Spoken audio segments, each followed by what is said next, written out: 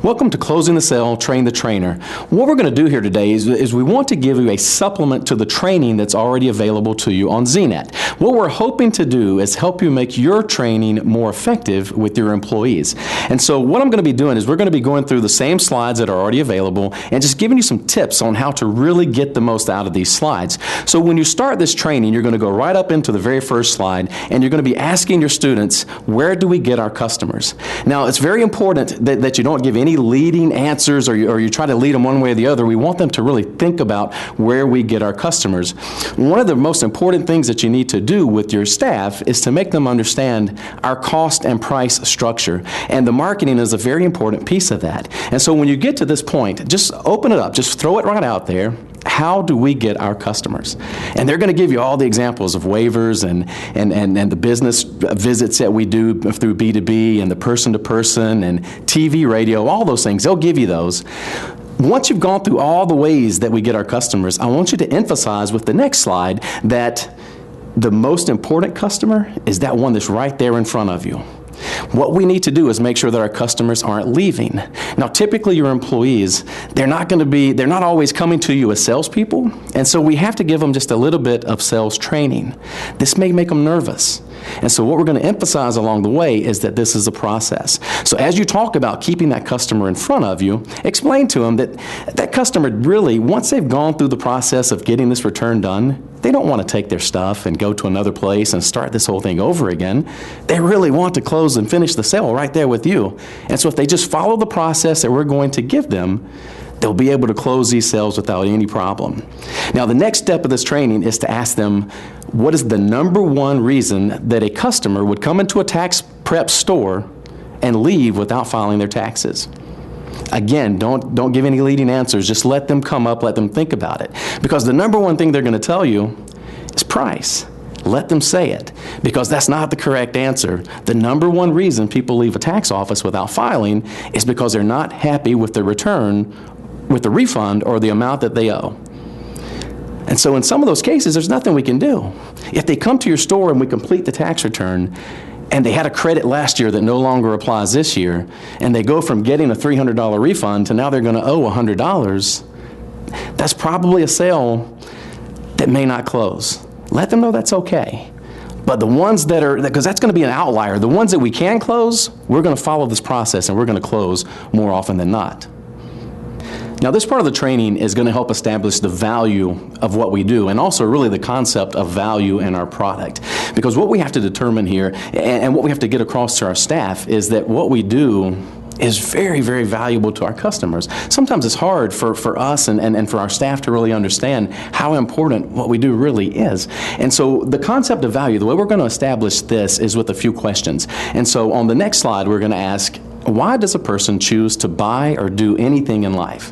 And what it comes down to is if we can make the value, so what we can get out of buying or doing something, if we can make that greater or at least equal to the price or the cost of doing it, then we're willing to make that choice.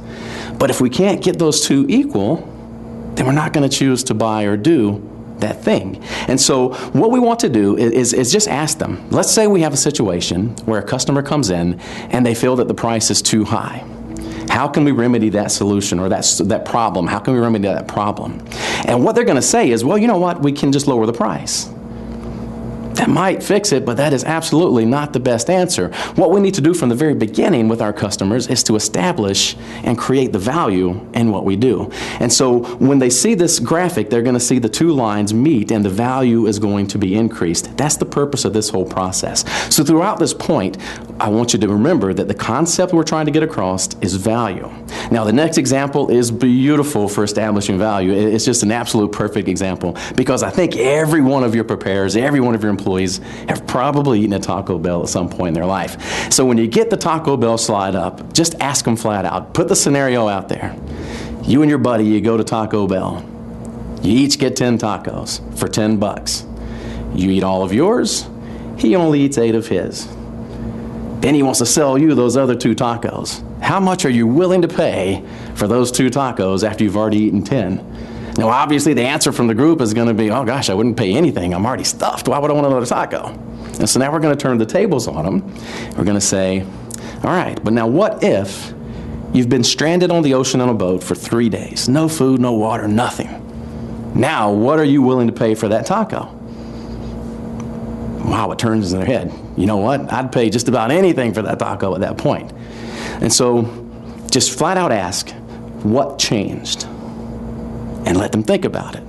Because the taco, well, that's the same taco. That didn't change. You've got a shell, you've got some mystery meat, you've got some sour cream and lettuce and all whatever's in a taco. You've got all that stuff. That never changed.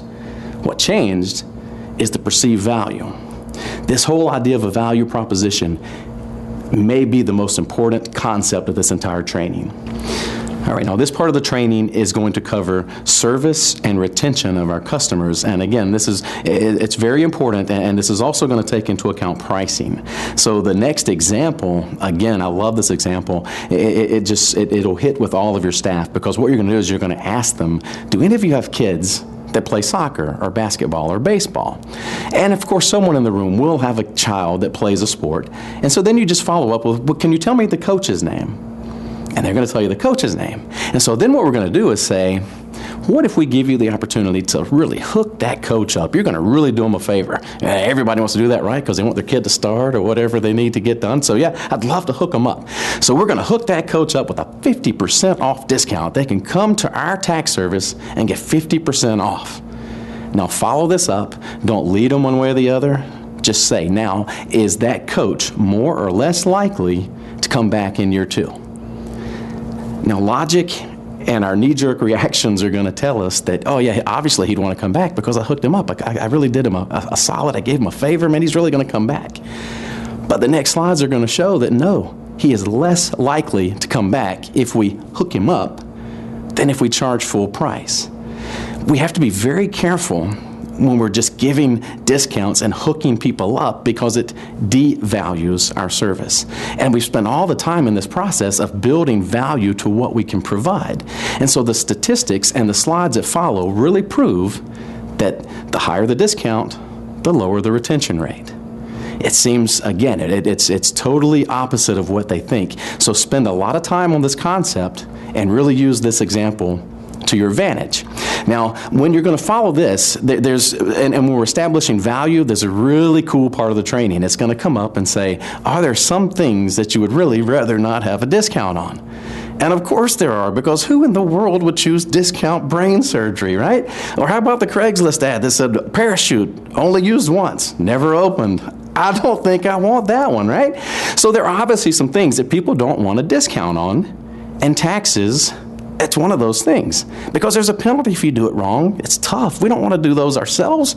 So of course, there's some things that people just don't want a discount on, and luckily our service is one of them.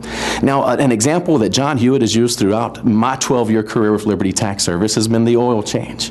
And so again, just like we've done with all of these examples, no leading answers or questions. Don't try to lead them to the answer. I want the answer to come from within. And so just ask them, how many of you change your own oil? There's going to be probably at least one person that does. Ask that person, if you had to train the rest of us who just refuse to change our oil, how long would it take you to teach us to do it? Well, of course, changing oil is not that difficult of a process. They're going to say, oh shoot, I could train you in about 30 minutes or so. You could change your own oil. So we're going to establish that it's not that difficult to do, that any of us could learn to do it. And so the next question to your staff is, well then, why do most of us not change our own oil? If we could save money, it'd be cheaper. I could do it myself. Why don't I do it? Well, the answers you're going to get should come across the board. It's going to be, well, it's dirty and it's messy. I don't want to get dirty. And they're going to say, yeah, what if I mess up? Because there's a penalty if I mess up. If I don't put the oil cap back on tight, I could lose the oil, lose my engine. So there's a penalty if I do it wrong. And plus, man, that takes a lot of time. I don't want to spend my time doing that. I'd rather do some other things in life. Well, that's exactly what tax preparation is. It is exactly the same thing. It's messy. The IRS itself says it takes 8 hours for someone to fill out a single-page 1040 easy. 8 hours. It's messy. It's difficult. I don't want to get my hands dirty. And yes, there's a penalty if I do it incorrectly. It's the same thing. There is a value to what we do. And if we just sit there and we discount our products and we devalue our service, That doesn't say we're the best in town. It says we're the Discount Tax Service. When you get to that slide with the old house and the taxes on it, just let them know this is not who we're going to be at my store. I've chosen, you can choose two ways to compete in business. You can compete on price or service. We're going to compete on service, and we're going to win every single time. Now, what we've developed is a quality commitment to our customer, and what this quality commitment says is that we are a premium tax service. We have the best guarantee in the industry at a fair price. The value you receive far outweighs our price. So why in the world would we ever want to discount?